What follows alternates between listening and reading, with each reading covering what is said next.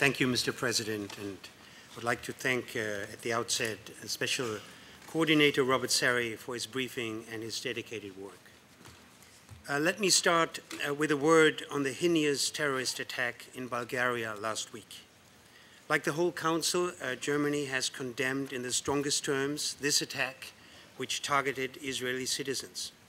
We're looking forward to the results of the ongoing investigation.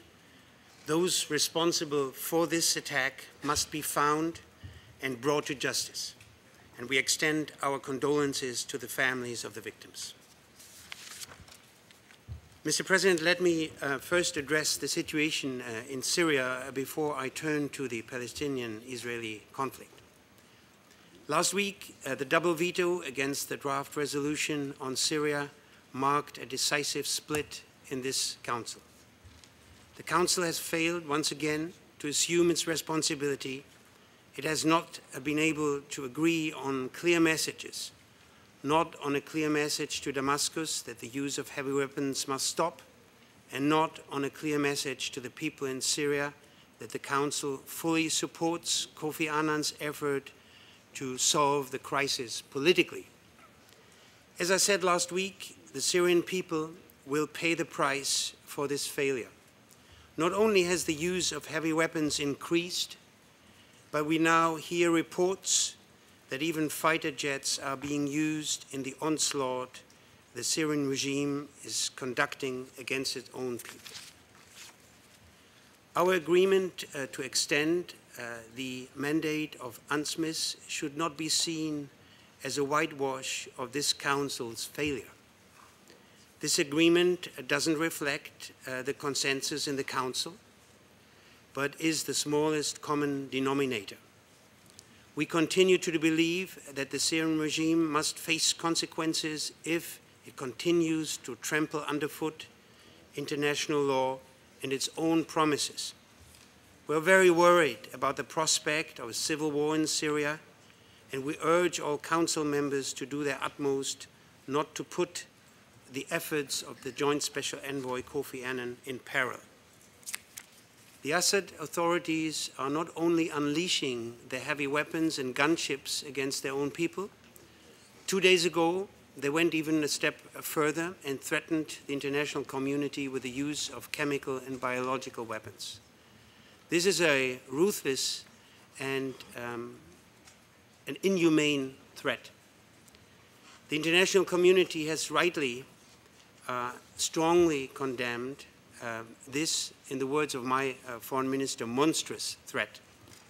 We continue to hold the Syrian authorities fully accountable for any use of these weapons and for the safety of their storage.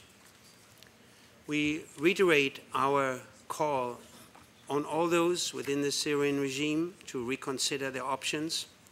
One day there will be a new Syria. One day there will be accountability for their deeds. And one day they might wish to have taken the right decision for themselves, their families, and the future of their own country. The increasing number, Mr. President, of refugees from Syria into neighboring countries clearly shows the serious regional repercussions of the conflict in Syria. Germany commends Iraq, Jordan, Lebanon, and Turkey for offering refuge to civilians fleeing Syria. My country has increased its humanitarian assistance to these refugees. Another cause of concern is the entry last week of Syrian armed forces into the area of separation in violation of the agreement on the disengagement between Israeli and Syrian forces. We welcome the fact that UNDOF liaised with all sides in order to prevent an escalation of the situation. Mr. President, let me now turn to the Israeli-Palestinian conflict. Last month has seen another spike in rocket attacks from Gaza. The situation on the Sinai has become more difficult. While fully recognizing Israelis' legitimate right of self-defense, we continue to call on all sides to use utmost restraint in this volatile regional situation and to consider the humanitarian consequences of all use of force. Lasting security in the Middle East can only be achieved by addressing the root causes of the conflict. An end to this conflict, which will bring an end to the occupation and allow all people of the region to live in security and to realize their aspirations to freedom and self-determination, can only be reached by virtue of a negotiated two-state solution. Therefore, the basis for that two-state solution must not be allowed to erode further. Germany follows with concern recent decisions on settlement expansion and on government subsidies for the development of settlements, as well as the discussion regarding the status of certain settlement outposts. Let me be clear, international humanitarian law applies to the entirety of the occupied territories. The roadmap obliges Israel to dismantle all outposts erected since March 2001. They cannot be legalized. All settlements are illegal under international law. We're also worried about the increasing number of acts of violence committed by settlers, including attacks involving firearms. The social and economic development of Area C is critical for the viability of a future Palestinian state. We are worried by recent reports about Israeli plans to demolish 8 Palestinian villages in Area C so that the area can be used for military training. Together with our European partners, we have engaged in a dialogue with the Israeli authorities with the aim of preventing demolitions, improving the efficiency and transparency and accountability of planning and permitting procedures, and increasing Palestinian participation. We support and closely liaise with the efforts and the work of the Quartet representative and OCHA in Area C. Germany attentively follows the human rights situation on both sides of the Middle East conflict. We've urged Israel to abide by all its obligations deriving from international law.